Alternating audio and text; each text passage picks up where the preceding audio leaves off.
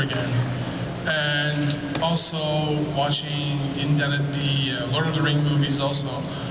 And some of the best times I had were with my father when I was watching those movies. He passed away a few years ago, and last really good time I had with him was we were talking about Gimli.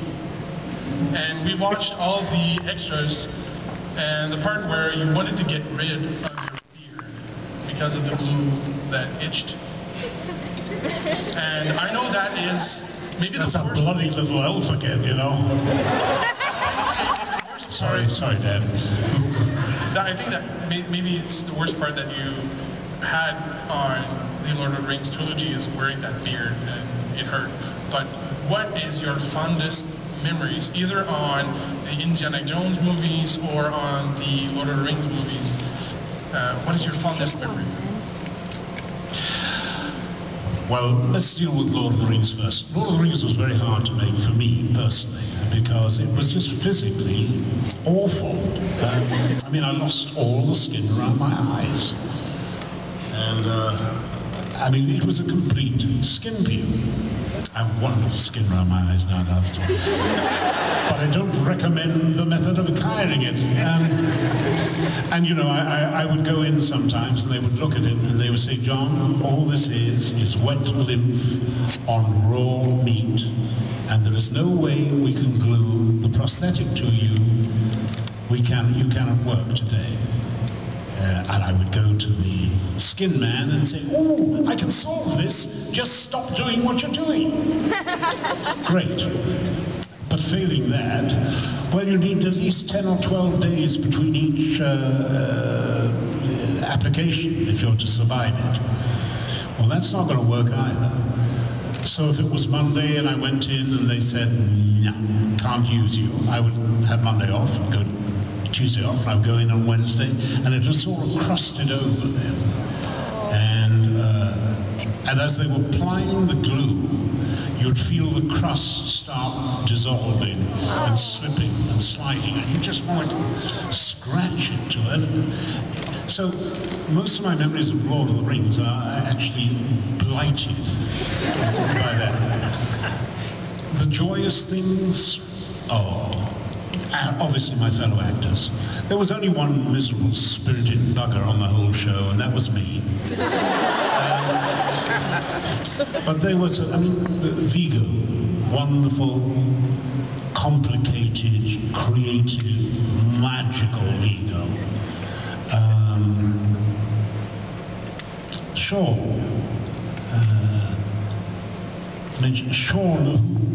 you know, that manly sort of figure, you know, who battles it out in the battles of Waterloo and places like that. And there he would be afraid of getting into a helicopter to get to the location. So he'd be off 4 hours before everybody else in the morning, walking up hill and dale in order to get to the location. I met him once. I'd flown in from LA, from New Zealand to LA. I had a meeting in LA and continued to London the following day. And I met him in the first class lounge, and he got in there, and he was covered in bags with a rather confused old lady and old man beside him. I said, Sean, let me give you a hand. So I grabbed some bags off him and I said, are you going to introduce me to these people, relatives of yours? He said, well, I'd love to introduce you to them, but, you know, the truth of the matter is I don't know their names yet. It was just an old couple who were struggling with bags, and they hadn't a clue who he was, and he was just being a decent human being and helping them. Just glorious. So many young talents there that were just wonderful. The glory for me of working on those things is actually working with Tom and Jackson himself. The man has the complete palette for filmmaking. And for those of you who are interested in filmmaking, looking those extended DVDs that showing you the making of, I'm probably going to save you the whole cost of going to film school, because everything you need to know about filmmaking is there. Probably including how to load a camera. Raiders are different things. We had a spontaneity and fun in Raiders that was... But my most endearing memory is watching them try to blow up or set fire to the flying wing. You know, that shot in the desert with the flying wing. So there were quite a lot of shots to be done with the flying wing, so it was pretty important that it didn't burn. So we had the Tunisian fire brigade there, who laid these long snaking lines of water under the desert, put the sand over it, so that we get the master shot. We have about 4 or 5 cameras working on this from various angles, and that happens. The Indy and Marion double sprint away from the plane, and then Stephen says, "All right, cut, put the fire out," and immediately the water comes. The only snag is there are so many holes in the pipe that it's going everywhere, but coming out of the end of the hose.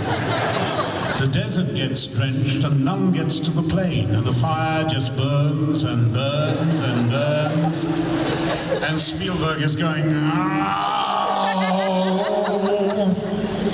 Anyway, but just to see it, I think I've even got some still photographs of it that I took at the time. They're a little shaky because I was laughing so much. The fun that you can have in the most absurd circumstances is extraordinary. And over the years, watching Harrison develop from a young star into a major leading man has been it's been a great journey for him, and it's good to watch him and good to know him doing it. I mean, he's a remarkably good and great film actor. Very great. Hope to be working with him, by the way, in the not too distant future.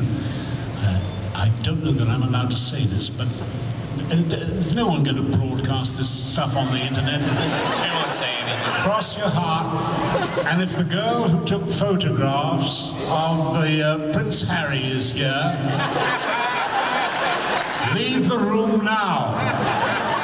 But I think it's possible that there's going to be a great show called Flying Tigers made in China in the early part of next year, which is about Chenault, which is one of the most remarkable and successful pieces of war flying that ever there was.